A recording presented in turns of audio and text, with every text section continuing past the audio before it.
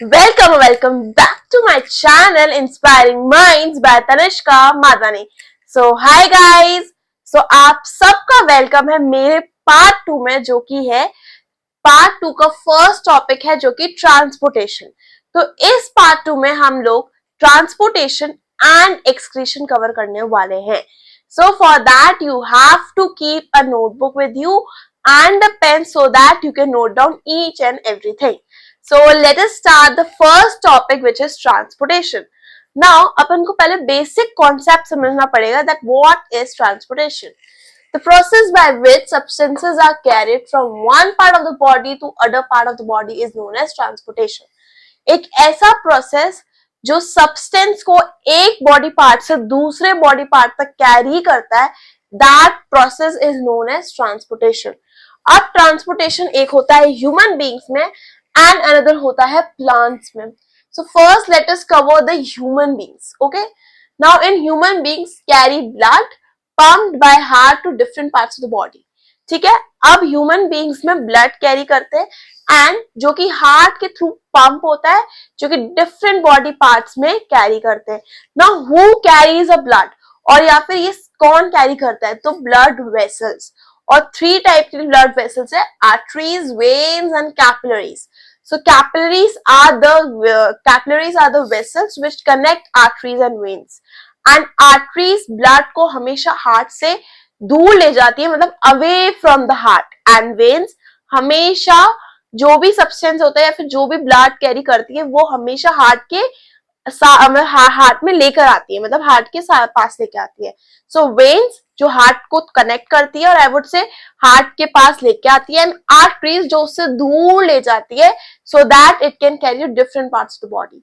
ठीक है, so arteries, veins and capillaries, these 3 are the blood vessels which help in carrying a blood. ठीक है, so in human beings carry blood pumped by the heart, जो कि heart से pump होता है so to the different parts of the body. ठीक है, now the blood होता क्या है? Blood is red in color. अपन सबको पता है कि blood means red in color क्योंकि वो कलर में रेड होता है, बट वो एक्चुअली रेड क्यों होता है? Due to the presence of haemoglobin. उसके अंदर हीमोग्लोबिन होता है जो कि ब्लड को रेड कलर बनाता है. Now contains red in color and contains oxygen. Blood में बहुत सारा ऑक्सीजन होता है, O2 होता है. Okay, now let us see the systematic circulation of a human being. ठीक है, ये सिस्टमैटिक सर्कुलेशन है.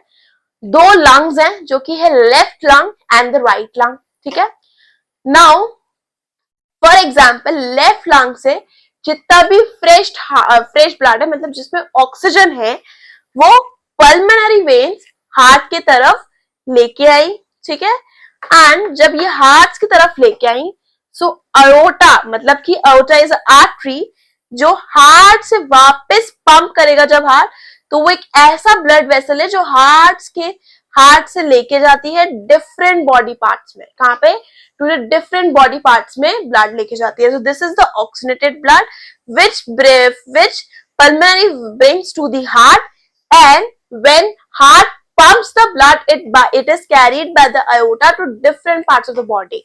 and जो deoxygenated blood है जो कि अपन की बॉडी के लिए रिक्वायर्ड नहीं है, that is again transferred from body parts to the heart from the vena cava, जो कि वेना कावा के through, vena cava is a vein जो कि हार्ट में लेके जाती है वापस हार्ट डीऑक्सीनेटेड ब्लड को पंप करता है, and again pulmonary artery heart से दूर लेके जाती है to the right lung. So this is the whole systematic circulation.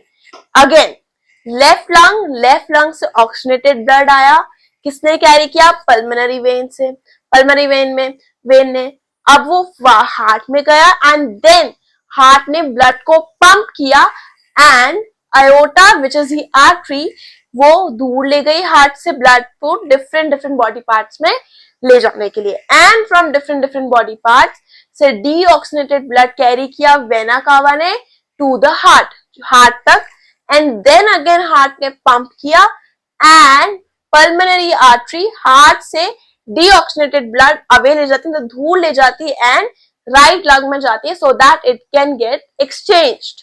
Okay क्योंकि अपन ने पढ़ा था कि रेस्पिरेशन में एक्सचेंज ऑफ गैसेस होता है.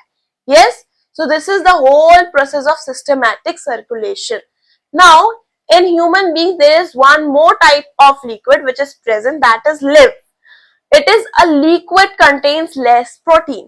अब lymph एक ऐसा आपके एनसीईआरटी में दिया हुआ है which is really very important in human transportation. It is a liquid contains less protein. ऐसा लिक्विड जिसके अंदर ज्यादा प्रोटीन नहीं होता, कम से कम प्रोटीन होता है. It supports our human immune system, और अपनी बॉडी में इम्यून सिस्टम जो कंट्रोल करता है that is lymph. Okay, so this is the whole process of transportation in human beings. Now let us see the process of transportation in plants. ठीक है, अब आप plants में ट्रांसपोर्ट किसका होता है? water and food. Plants carry water and food through phloem and xylem. There are two types of जैसे इसमें veins होती हैं, blood vessels होते हैं, arteries होती है, capillaries होती है, वैसे plants में xylem and phloem होते हैं जो कि food and water को carry करते हैं to the different parts of the plant. ठीक है, अब जो रूट से पानी ऊपर जाता है, वो कौन कैरी करता है? xylem. ये रूट्स है, इससे जो भी वाटर अपवर्ड जा रहा है एज यू कैन सी, या फिर लीफ की तरफ जा रहा है फूड के लिए, क्योंकि फूड का बनता है लीफ में. सो ये जाइलम के थ्रू जा रहा है. एंड जो फूड बन चुका है लीफ में, वो different parts of the plant में फैलने के लिए या फिर जाने के लिए कौन कैरी करता है? फ्लोएम.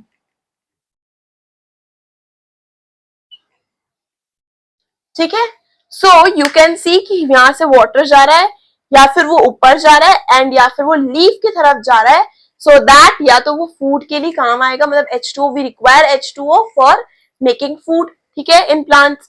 एंड फ्लोएम जब खाना बन जा रहा है, जब फूड तैयार हो जा रहा है, सो वो फ्लोएम के through different parts of the plant में जा रहा है. ठीक है, so this is the whole process of transportation. अब ट्रांसपिरेशन जो कि बहुत इंपॉर्टेंट पार्ट है, ट्रांसपिरेशन होता क्या है? Loss of water through water vapour, it regulates temperature. जब प्लांट ने पानी को यूज कर लिया, H2O वाटर को यूज कर लिया अपने तरीके से, they want and leave for making food, तो उन्हें यूटिलाइज कर लिया. But the excess of water, जो कि एक्स्ट्रा वाटर है, जो कि प्लांट्स की तरफ से रिक्वायर्ड नहीं है, वो ऊपर जाके वाटर वेपर के थ्रू में ट्रांसफर हो जाता है या फिर उस फॉर्म में आ जाता है, so that it can regulate the temperature of a plant. जब ज्यादा पानी नहीं चाहिए होता है प्लांट्स को, तो वो वाटर वेपर के थ्रू में फॉर्म में आ जाता है, एंड वो एयर में चल जाता है, एनवायरमेंट में चल जाता है वो पानी, to regulate the temperature of a plant. So this is the whole process of transportation in plants. So we have covered the transportation. Now let us move to the next slide, which is excretion. Okay. Now the next part is excretion, which is the last part of the chapter, like processes. Now what is excretion? Now you must have that basic concept that what is excretion. Now the excretion is the process by which an organism removes harmful waste from the body. एक ऐसी process जिसके through कोई भी organism अपना जितना भी waste material है वो लेट गो करता है या फिर एक्सक्रीट करता है, that is the process of excretion. अब एक्सक्रीशन दो में होते हैं, first in human beings and another is the plants. Now let us study first plants. Plants excrete various waste products. Plants different type के waste products को let go करते हैं, excrete करते हैं. Now first is this solid one, get rid by dropping the leaves. अपन को पता है कि जितना भी फूड है वो कहाँ पे तैयार होता है? लीव्स में. नाउ फॉर एग्जांपल कुछ वेस्ट प्रोडक्ट है जो कि प्लांट की तरफ से रिक्वायरमेंट नहीं है जिसकी, तो वो क्या होता है, वो जो लीफ होती है, वो होल लीफ, जो पूरी लीफ है, वो ट्री से हट जाती है, डिटेच हो जाती है, एंड वो ग्राउंड पे गिर जाती है. क्यों? Because that is the waste for the plant. Okay, now in liquid rid of excess water through transpiration. And we know कि अपन को जितना, मतलब प्लांट्स को जितना भी वाटर है, H2O है, वो रूट से मिलता है, बट जैसे ही वो लीव्स में चल जाता है फूड के लिए, बाकी जो एक्सेस, जो कि एक्स्ट्रा वाटर है, वो ट्रांसपिरेशन की प्रोसेस से वाटर वेपर में ट्रांसफर होके वो हवा में उड़ जाता है. Because plant do not need more water. Now in gaseous CO2 and O2 get excreted. जब प्लांट्स को ज्यादा कार्बन डाइऑक्साइड या फिर ऑक्सीजन की रिक्वायरमेंट नहीं होती, सो वो भी एक्सक्रीट हो जाता है एनवायरमेंट में, ठीक है. So this is the whole process of excretion in plants. Now as you can see that this part of the plant, this part that is the human beings. Now in human beings, removing the nitrogenous containing waste such as urea in the form of urine. अब human beings का जितना भी waste होता है वो nitrogenous containing होता है, ठीक है, मतलब उसमें नाइट्रोजनस कंटेन होता है. सो वो वेस्ट होता है, जैसे फॉर एग्जांपल यूरिया जो कि अपन के ह्यूमन बींग्स में होता है, एंड वो किसके लेट गो होता है, किसके थ्रू में वो एक्सक्रीट होता है, in the form of urine, ठीक है. Removing the nitrogenous containing waste such as urea in the form of urine, ठीक है. Now let us see the human respiratory part. Now kidney plays an main role in the excretory system. अब आपको ये चीज होगा कि kidney दिखती कैसे, और आई वुड से कैसे क्या होता है kidney. So for kidney you have example of rajma. आपके घर में राजमा होता है, जैसी शेप में राजमा होता है उसी एग्जैक्टली उसी शेप में किडनी आपकी बॉडी में प्रेजेंट होती है. Okay, that is of brownish colour and kidney यहाँ पे प्रेजेंट होती है, जो कि एक्सक्रीशन में बहुत हेल्प करती है.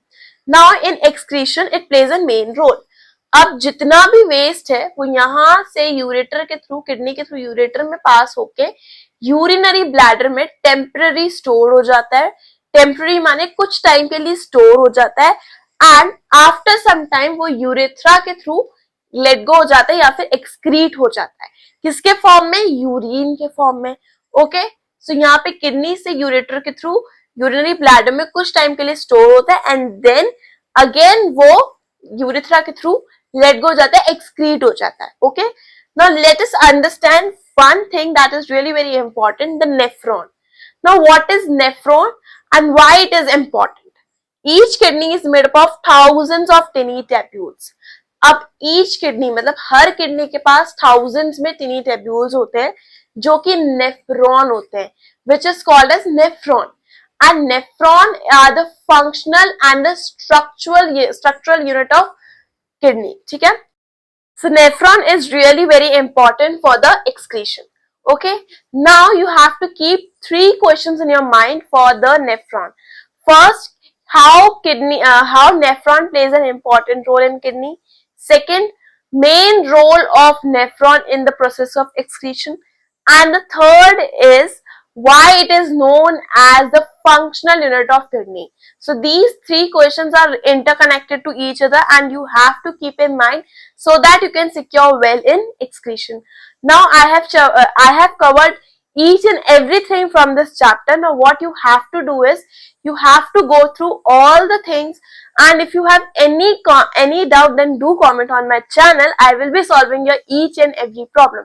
So that's all for today, and do subscribe my channel on YouTube as Inspiring Minds by Tanishka Madhwani for more such types of videos where I will be clearing your all doubts. So that's all. Bye.